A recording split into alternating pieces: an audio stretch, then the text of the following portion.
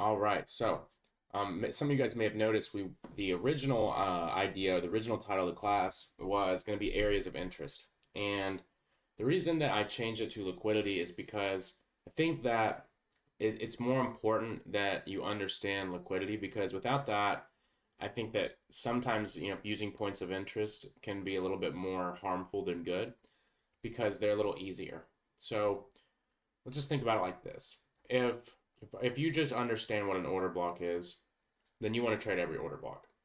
If you're looking at price from the perspective of just fair value gaps, and you're going to want to short every single fair value gap, right? So, but if you understand liquidity, you may have not shorted this fair value gap.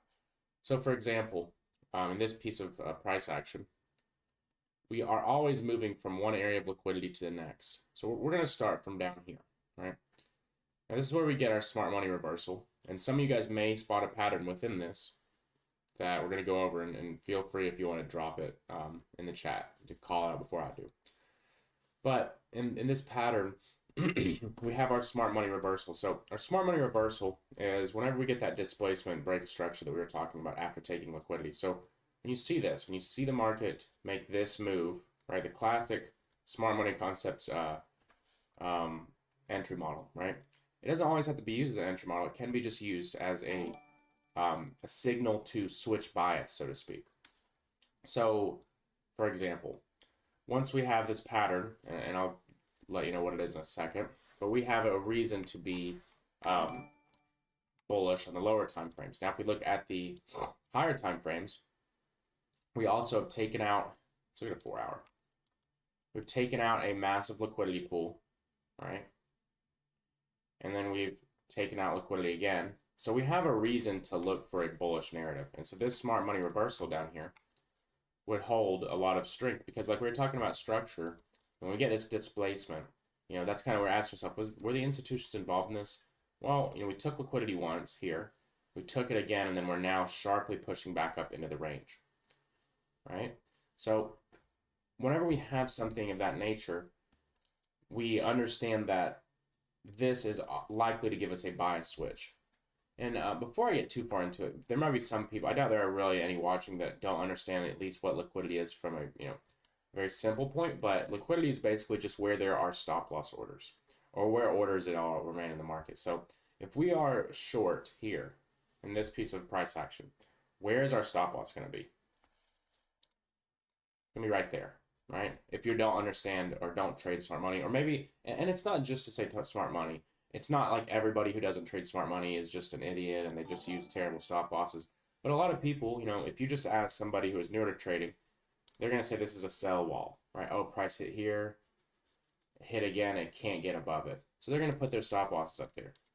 So if we are a market maker and we're looking to move price towards liquidity so we can participate, because whenever you are pushing a button to buy and sell, whenever you and I buy, sorry, whenever you or I buy or sell, it's very easy. We just push a button, price, it doesn't necessarily have to move a lot, or it's not going to move a lot because we did that.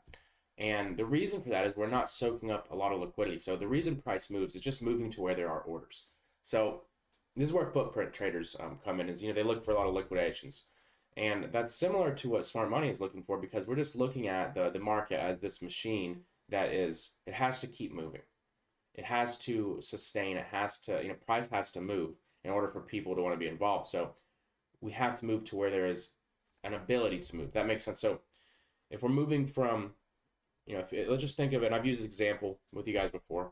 Let's just think of it like all these little liquidity areas as like a pit stop, as a gas station.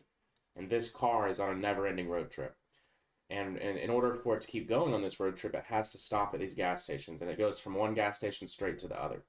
And that's all it's really traveling to. There's no destination, because the journey is never going to end. So it's just traveling between one area of liquidity to the next.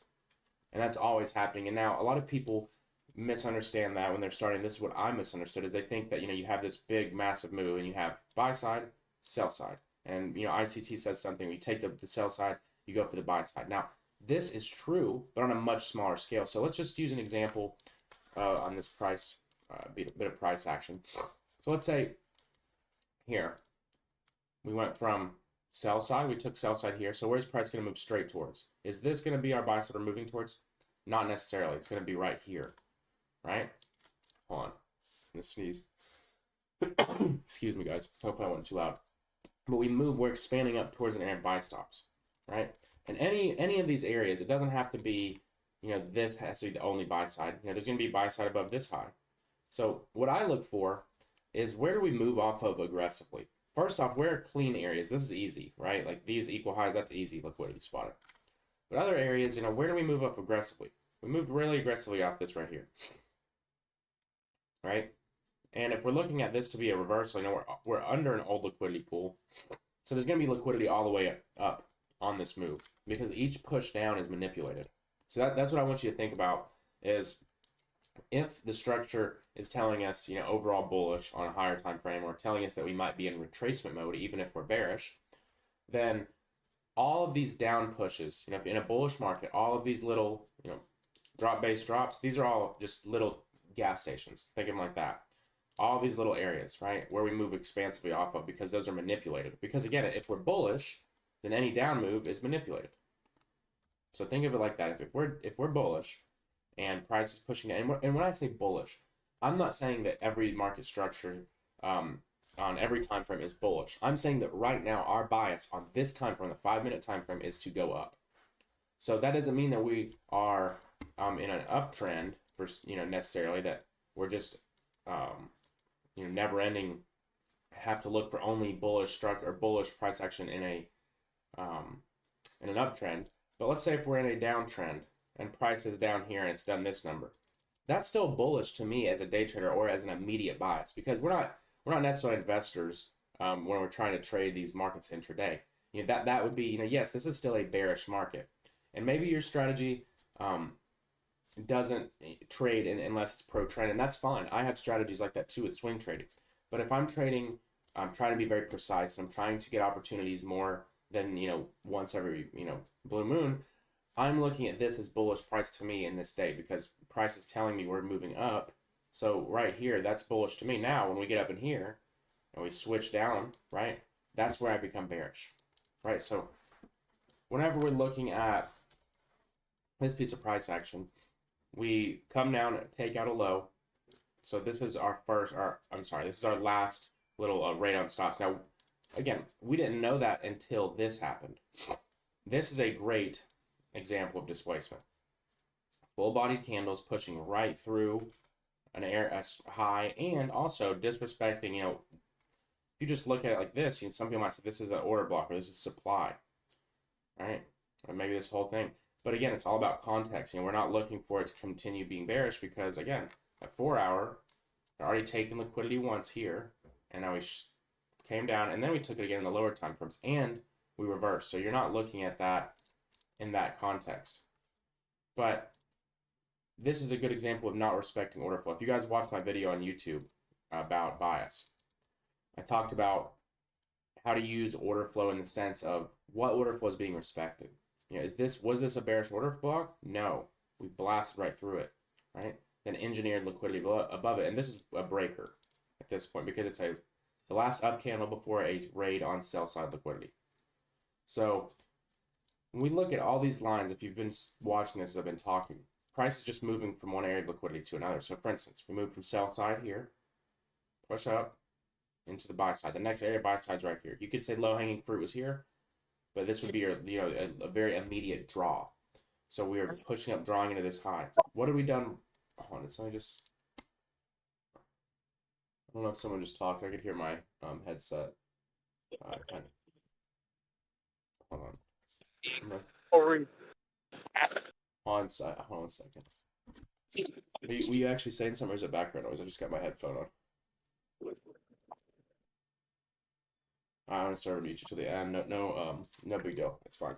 But just wait till the end, and then we'll go over whatever. I don't know if there was a question, but we are looking at price above this area of now. It's bullish order flow at this point because we did not respect the bearish order block. You know, if we just looked at it when it was back here, you know, this would have been an order block, but price went above it, And we'll look what we're doing. You always want to look at it from the perspective of market maker. We've got little equal low, or it's right in front of that. So that's going to be sell stops. So after price hits the buy side, it moves up a little bit, trades into a area of interest, which we're going to get into in the next lesson. But oftentimes the combo you'll see is price is going to trade from a liquidity pool to another liquidity pool.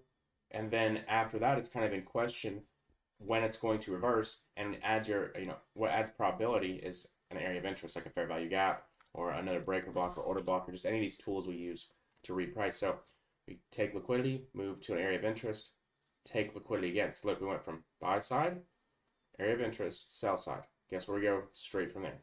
Buy side. And then here is where a lot of people get confused, because they'll say that in this example right here, this is where I used to get so confused with smart money.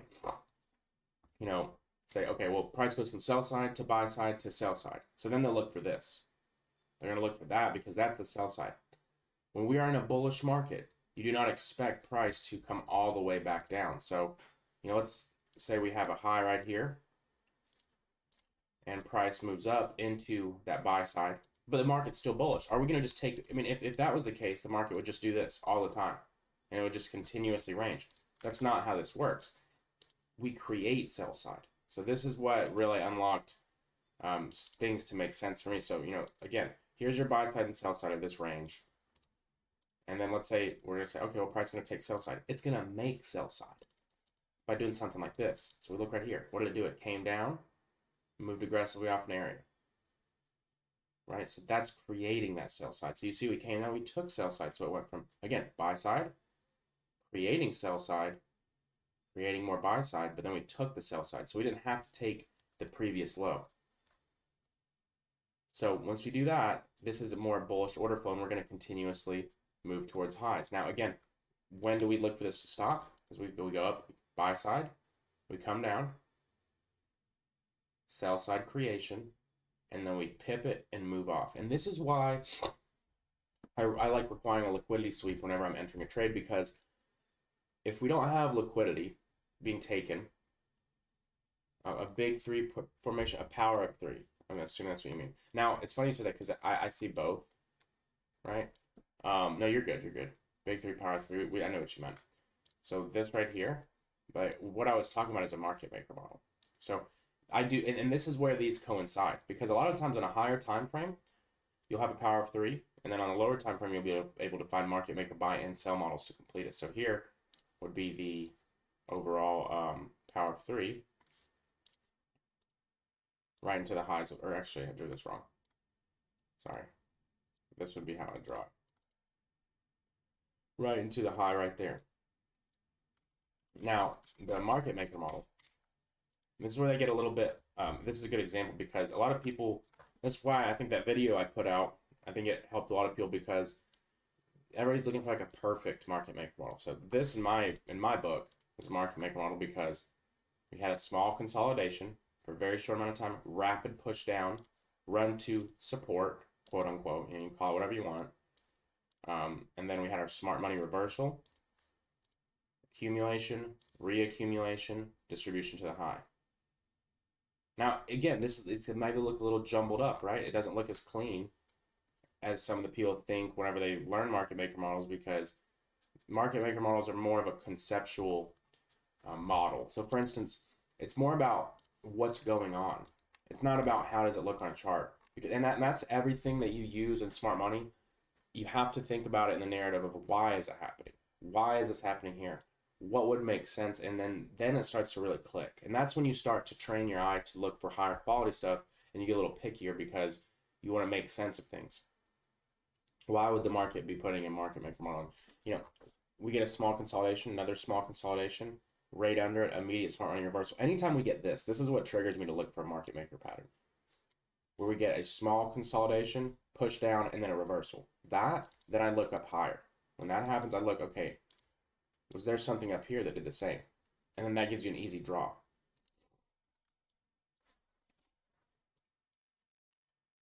So one of the main key concepts that I want you to have about liquidity is that price is always moving from one area to another. And that doesn't necessarily mean it's going to go from the high all the way to the major low and all the way to the major high, because that's what a lot of people get confused on. And that hopefully will change the way you guys look at it. So it definitely helped me a lot. Said use this into your start for UCAD and fucking killed that trade. Hell yeah. Cassius, I just realized you said same. Oh, you don't have permission to speak. Yeah, I don't know why. I'm gonna have to figure out what Playboy. I asked. He said it was. He showed me that he changed the settings, but it seems like there's some weird role or something that needs to be changed. So we start off with a little bit more advanced stuff, but let's just for the people that don't maybe necessarily get a full grasp on liquidity. Let's draw some examples.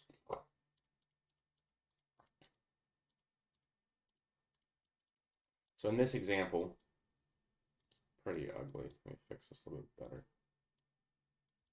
So we have a lot of this going on YouTube. It'll be just for you guys. It's not going to go on YouTube. It'll be just for people in Playbit. But yeah, you'll have a video of it. So in this example, when we look at price, a lot of people would, if you're just looking at structure, you'd say break a structure. Okay, we had a fair value gap. We're just going to imagine we have a fair value gap. And then maybe another fair value gap. So this is bullish order flow. And we'll say that this was your high back here, or your series of highs. And you're going to say, okay, this is easy money. We got equal highs here. Or let's just look at this from the perspective of someone who doesn't understand liquidity. That was the idea. Hold on one second.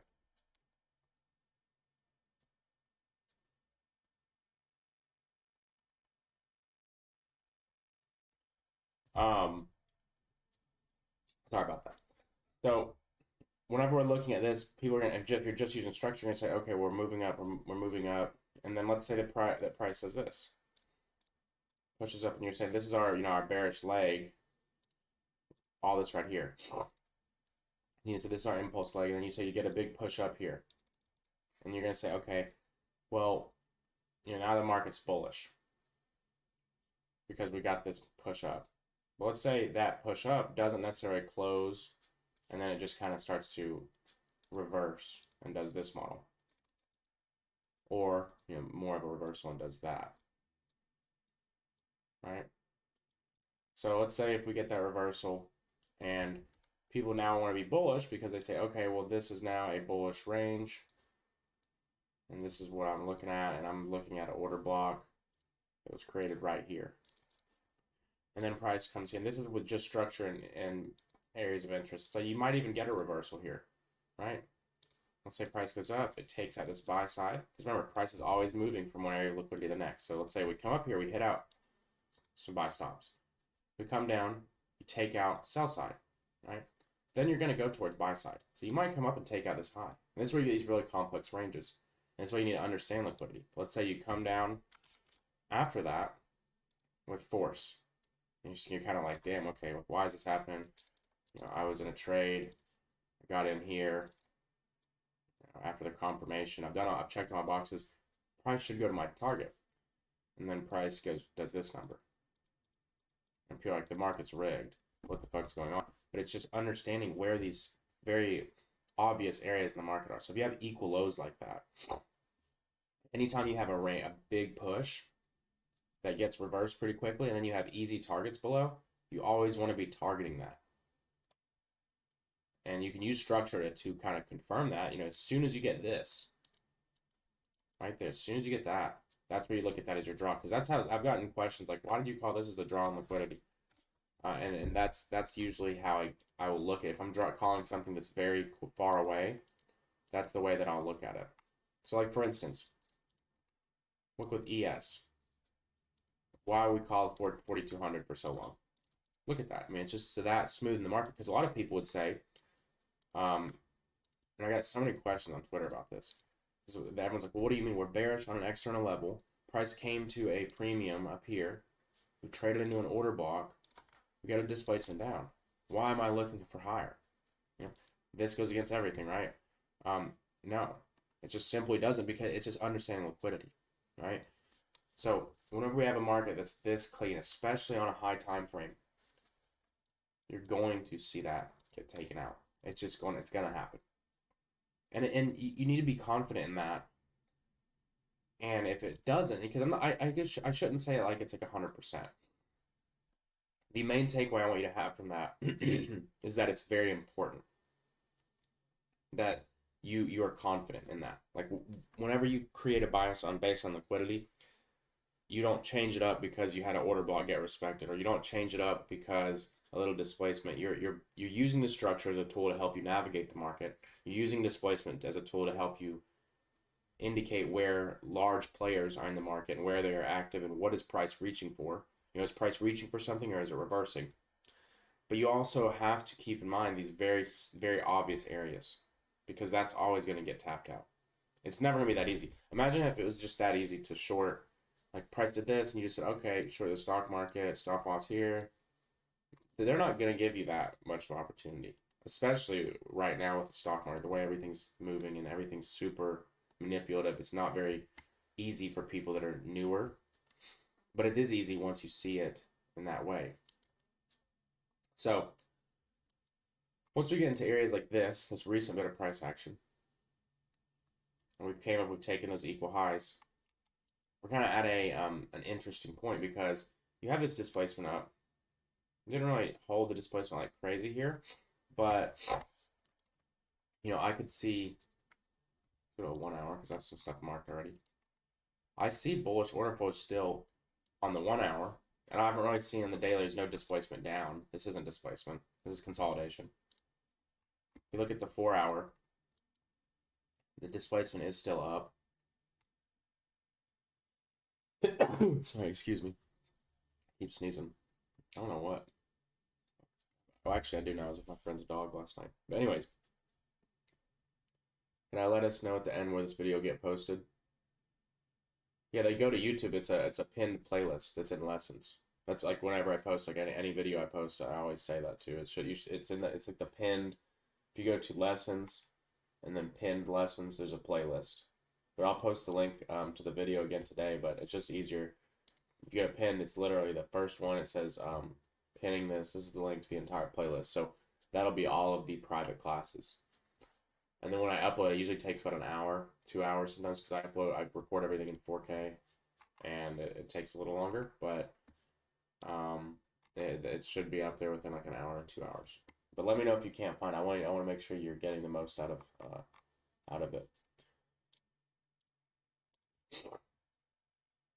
So yeah, you're not good. You're not good. So whenever we're looking at this on the higher time frames, I still see, let's just look at a different charts because that's clean. What I see is price moving from area of liquidity. Remember, this up here, we just took out that high.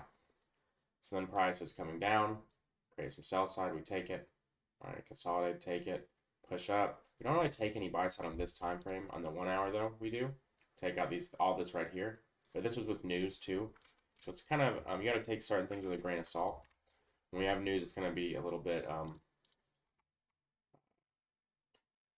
of a little fickle.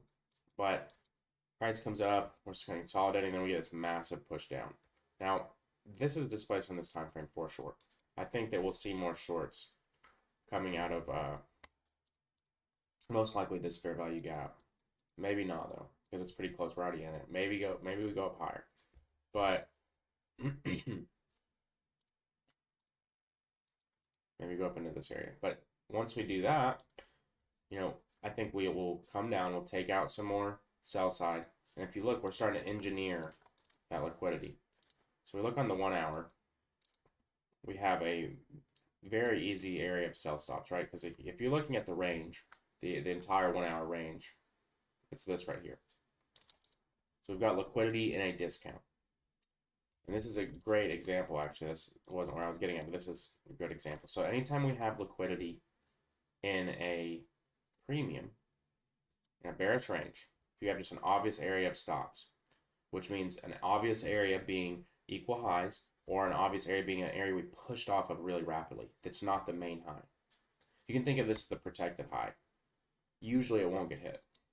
Any kind of liquidity, like this, or like this, often will get targeted. So whenever you're in retracement mode, you can be looking for price to move that direction. So, wait, are you talking silent? Hold on. I just not saw. Did you say something? I don't know if he's. Not muted. Hello. Wait, my bad. My shit was.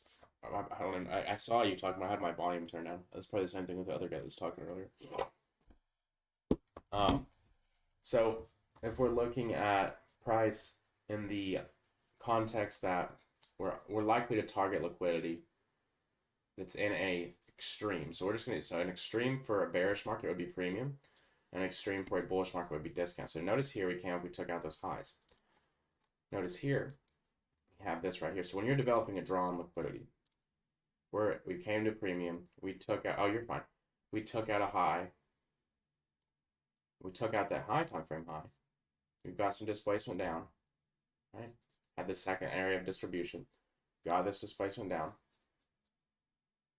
Then when you have that, you're going to look for this low. So for me, the next major draw on liquidity is going to be this right here. Now that's on this time frame. If I go to a 15-minute, you know, we might see a little higher pricing. We might go into these fair value gaps. And we can use the lower time frame structure, just like we're using this 1 hour structure, to get our general idea of where the market's going. If I think, you know, price is going to go lower to here, I want to see us trade into these higher time frame points of interest. I want to go in the 15-minute or the 5-minute, and I want to see this kind of move. Now it doesn't have to be this extreme, but a displacement, right? Something like this, right? Again, that's our tool to tell us which way the market's reaching. And we build our narrative based around our overall structure on the higher time frames, liquidity, and then we use the lower time frames and just internal structure on the higher time frames as a tool to tell us what the market is reaching towards. So right now we're pushing up. This isn't really displacement. We're kind of coming up wick. We're just taking out liquidity. So we could see a 3 drive. We came up, tapped again, tapped. So we could see that and then push down, or we could see a little bit higher. We haven't really got there yet. So what would get us there? Well, if the market opens, maybe we consolidate, move up, and then a massive push down. And that would be okay. Well, if we do that, I'm looking for this low. Just that simple, because I'm basing it off the higher time frames. I'm using the lower time frames to confirm my my narrative that I've built using liquidity and higher time frame structure. So just always look for liquidity, like obvious liquidity like this, in an extreme to be taken. And I'm not saying that every single time it will. Nothing works 100% of the time, but that's usually the way I look at things. Now, another way you can kind of try to look for levels is stuff of this nature. So when we talk about order blocks, we've talked about, there's a video called Order Block Simplified. It's the one before last in this class. So we close under a low, and this is a high value order block. That's what I like to call it. I don't know a better name for it yet. But we close under the low, and we have a full big bodied candle. This to me is going to be more valuable than trying to use this right here, because a lot of people trade supply and demand. They got a good trade off that. But this is where I see a higher value for a full reversal. So I'll show you another example of this. 15-minute, I think I saw it. Yeah, here's another example of this. So price came down, closed under this, and then look at this. And they're not really activated until they're engulfed. So we came up, we engulfed it here, price moved, and then remember what we looked at in the lower time frames already at this example. We were generating equal lows as a lower time frame breaker. But on the higher time frame, the 15-minute, we closed under this, and then we came to that order block and moved right away from it into liquidity. So those order blocks, it's kind of off topic, those order blocks are very high value. Do we have a video on how Fed meetings affect the market? I think that it's not good to try to figure that out, in the sense of you're just going to try to trade them. And I do have a video on how to trade after news. It's on, that one's actually on YouTube. It's just basically look for a consolidation and wait for an area of liquidity to be attacked, and then shift out of it. It's the same thing we do. It's just, but you wait for the news. You don't try to trade news for a couple different reasons. If you're trading on a funded account or have any hopes of trading on a funded account, you will get destroyed trading news if you're wrong because of slippage. And people say like, oh, I'm just only risking a little bit. It's like, no, you're not. You're putting your portfolio to the market, to your broker's mercy, and they want you to fail, right? They want your free money. So never try to trade news.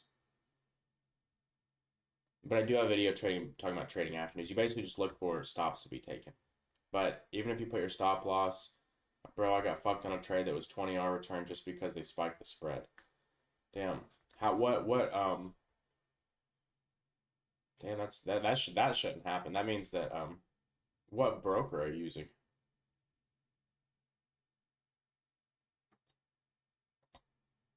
A sketchy one, yeah, sounds right. Yeah. No, I mean that means they're just trying to fuck you if they're doing stuff like that. You shouldn't spreads. I mean, if it's 5 p.m., just always be mindful that 5 p.m.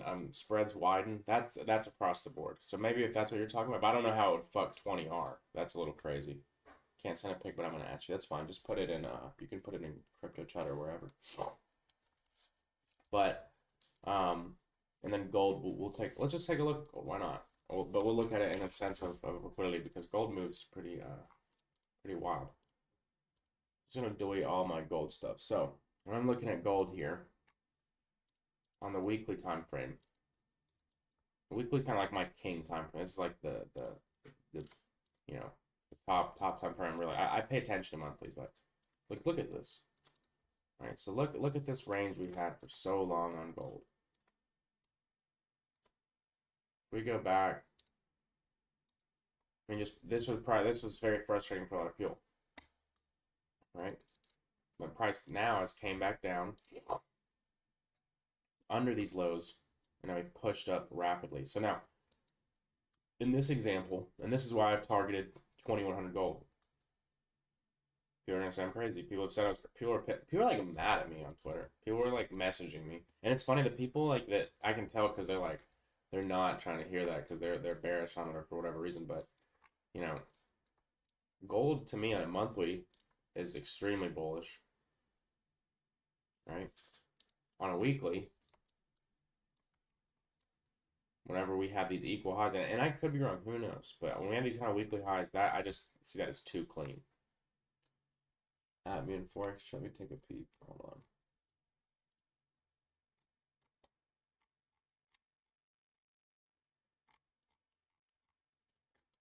Paid 2,500 for this account. 50. Wait, what? Paid 2,500 for 50K. There's no way you paid 2,500 bucks for a $50,000 account. Oh, it's instant funded. Yeah, I don't know. I mean that I would say it's just a scam, but I don't know. You may have gotten paid out, but funded trading plus. That's people have been asking me about that. So I would be very mindful because that's a very predatory company. Just that they're offering that at all for 2,500 bucks. So like for instance, $2,500. Okay, actually, if you spent a little more, couple $100 more, you could have 600,000 from my forex funds. So that would make sense, I guess. There's just that's a predatory model. There's no reason you'd give somebody 50K unless you thought they would fail it. And you said 47,500 drawdown, so you can only go down 5%, I'm guessing, and the drawdown locks at 50. Yeah, I mean, if it works for you, I'm not trying to be like a Debbie Downer, but I would never recommend someone to do that ever. Like I would never recommend because like the idea of getting an instant funded, I guess it could work out. You know, you might as long as you make your money back, you know, you're in the clean. But like I would say the reason that business works for them is the odds of making back $2,500 from them statistically are very low because if you have somebody, and I'm not saying you, I've seen you've been doing really good facts, but people in general that like can't like that, you know, that don't understand trading, if they can buy an account, they're like, oh, this is easy because there's that common misconception that the more money you have, the more money you're able to make. And I'm sure that a very short or a very small percentage of people get $2,500 back. So that actually makes sense. I don't think it's probably a scam, but it's very predatory. Because if you, you know, to make 2,500 from 5K, 50K at 70% split, That's not necessarily that hard, but that, I mean, if you could do that, then just take it funded. If you can get back that 2,500, then you could, that's very close to just passing a funded account. But it could definitely work. I'm not hating it. I'll do your thing, kill it. But for a new person, I think that would be, people would get fucking whammed off that. Have I heard of elite funded? God, I can't fucking read. Oh, I'm just reading all these. That's the broker I use, Doc's team. Yeah, I'd say it's not a scam, but it's definitely very predatory, and they probably make a lot of money off people. Elite trader. I feel like I've heard of that. I think that's like the one with the bull on it, isn't it? Yeah, I've seen them. I don't know much about them. Aren't they like a?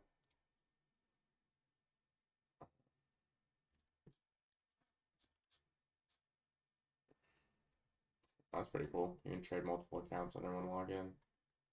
Keep 80% after your first 12,000.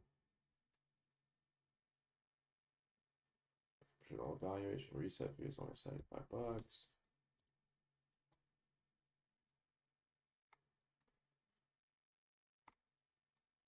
Wait, what? Hold on, what are the fucking rules? These are cheap. A one-step evaluation, so this is...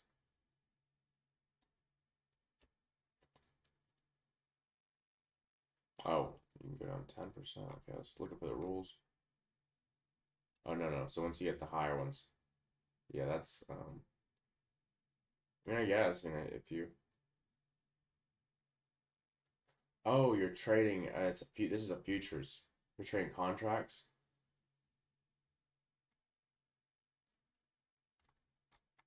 And then trade Ninja Trader and stuff too. Yeah.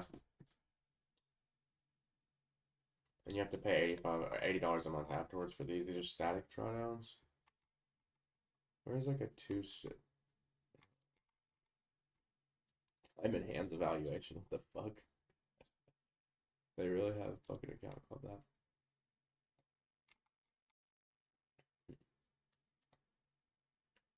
Why do they have so many? They have just so many rules that it's just like there's some kind of shit that they like. Like this is probably something they make. There's a reason that anytime I look at it and I'm like, if there's a firm,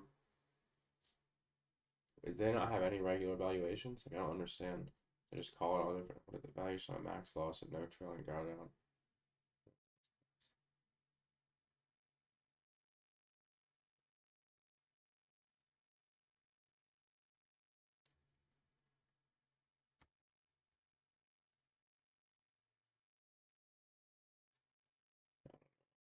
I have to look more into them. I've seen them around. This is the way I look at firms. Um, I just don't see much of a point to go with ones that aren't like the blue chips. Like I understand some of them are. I just don't get. I just feel like it's like that. Like if this really works for sure, but just for me, I'm just like a very risk-minded person, and I'm like, okay, I can spend money with my forex funds who I know works, or I can spend FT money with I know works, but I don't know this. Now, if I had multiple people that had got this and had gotten massive payouts from it, yeah, because there's a lot of stuff of like where people like, yeah, the firms are good and they pay people out, but then when people do really well, because there are different models of firms. There are some firms that actually want people to win and make money off of their profits. And there's some firms that are just completely casino models, and they're just designed for you to fail. So when you start really winning and start draining their pockets, they'll find, like True Forex Funds does that to people. They'll find a way to just fuck you over. But yeah, I don't know. It seems interesting. There's so many rules and like so many different things. It's just kind of like I don't understand why. The one step seems interesting though. For yeah, the 100K. So you can only be in a 3% drawdown though. That's kind of, but you only have to get a 6% win. Just weird.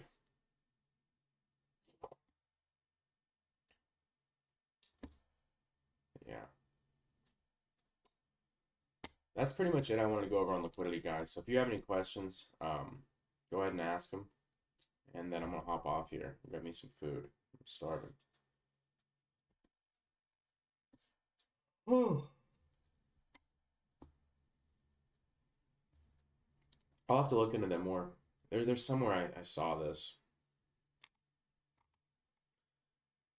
Yeah, the 300K one. This is like, their percentages are where it's like, okay, why on a 100K, you can have 3% drawdown, but on a 300K, you can't. You have way less, and you have a target that's way more. It makes no sense to me.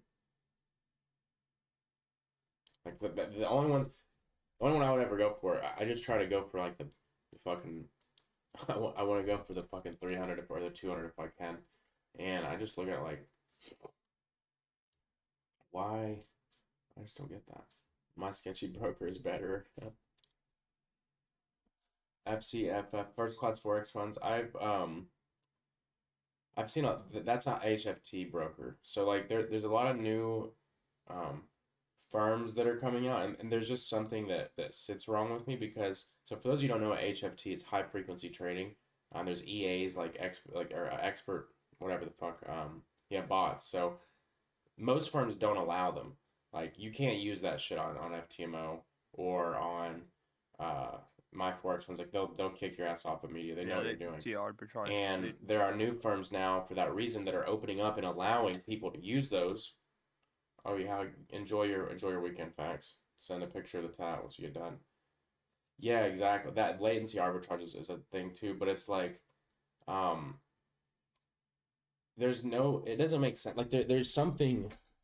Why would you start a firm and allow that if you weren't planning to fuck people? It's like, yeah, I'll just let you basically fucking drain make a shitload of money. They don't want, you know what I mean? Like if there are some really good ones, but I just feel like all those shortcuts, all the like, I just don't understand why people even go with anything. If you're not max funded with some of the main brokers or the main firms, like why?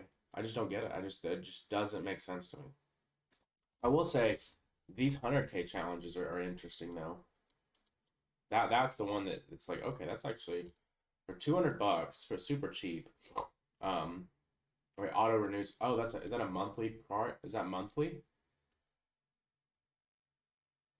Let's see this. Oh, it's fucking monthly. Okay, yeah, never mind. Fuck that. That's why. Well, I mean, I get it's like I guess if you, because 100K is how much are the 100Ks even? For FTMO, I'm just curious. So I know the 200K is like 900. It's like $1,100 on FTMO. I know the 300K, the one I got was it was like 1380 on wait, where is? Yeah, it was like 1380 on my thing. I don't feel like doing all this, but that's when I was like, damn, these are cheap, but it's a monthly fee, and you're probably getting billed through your I don't know, keep the 12,000 first sounds cool, but again, it's just so much like all this. I'm like, why why is this like this? I don't know. It's just like I just go with what the blue chips, because it's like you can kill it with those. I mean, yeah, I guess the 1,400 is a little more expensive than this one. I mean, it's really not, because if you're paying $655 a month, like, okay, I'm gonna pay $655 a month. I'm gonna have a really shitty fucking challenge rules, and then it just doesn't make sense to me. And it's with a broker that is, from my understanding, not as renowned, I guess, so to speak. I don't know. Yeah, like you said, you can link it at TradingView. I don't really care to link it. I wouldn't want to link my shit at TradingView. Honestly, I really wouldn't even want to do that. So, okay, so you can trade any of the CME stuff. Okay, that's cool. So you can trade. That's actually a plus. I will say that. That's actually pretty cool. You can trade interest rate futures. You can trade actual CME futures. That is a plus if to have those available. You can trade small cannabis equity. Wait, there's a fucking cannabis equity future. Okay, so that's my, yeah. That's that I can see that. that you can trade a lot of CME stuff. I don't know. Well, the real time data is like $4 a month.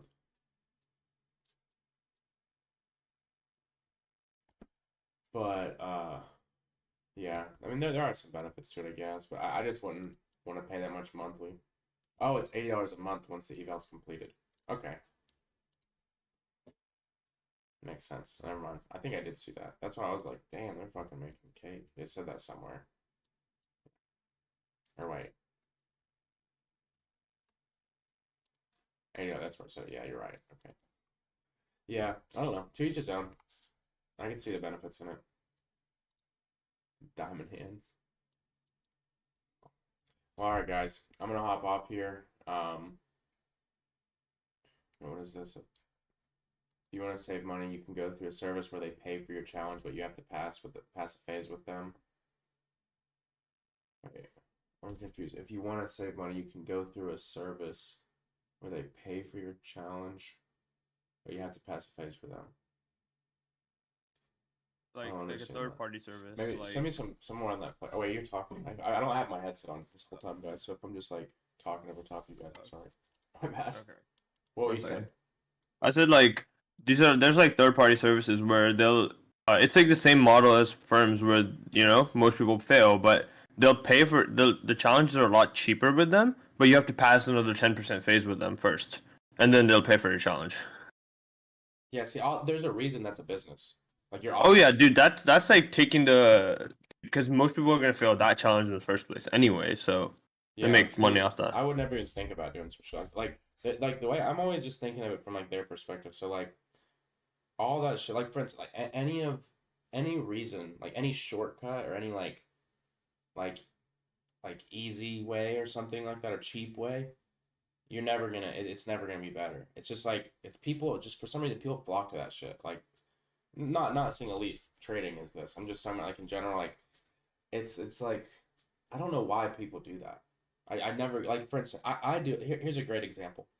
So last week or it was like 2 weeks ago. I was like I want to get a sauna suit. So we go online and there's a sauna suit that's $12 and there's a sauna suit that's $60. And then I was like, okay, usually I just buy the $60 one because I'm like, it's going to be better. And then I was like, really, with a sauna suit, let's just save the money. That sauna suit ripped in a fucking week. Right? It's just whenever you're cheap and whenever you try to take shortcuts, it just fucks you, dude. Like, I never am like, wow, I'm so glad I fucking penny pinched this. I never, and it's like, I get the idea behind saving money, but I think that a lot of things, it's like if you can't do it right, you're not ready to do it. Like when people buy cars and it's like they buy a car with like fucking 60% of their net worth. Like that's just so dumb because like you're not ready to buy that car. So you might have the car and you might have the whip and go flex it and drive around. And I've been young and stupid and done shit like that, but like it's just not doing it the right way. And it's just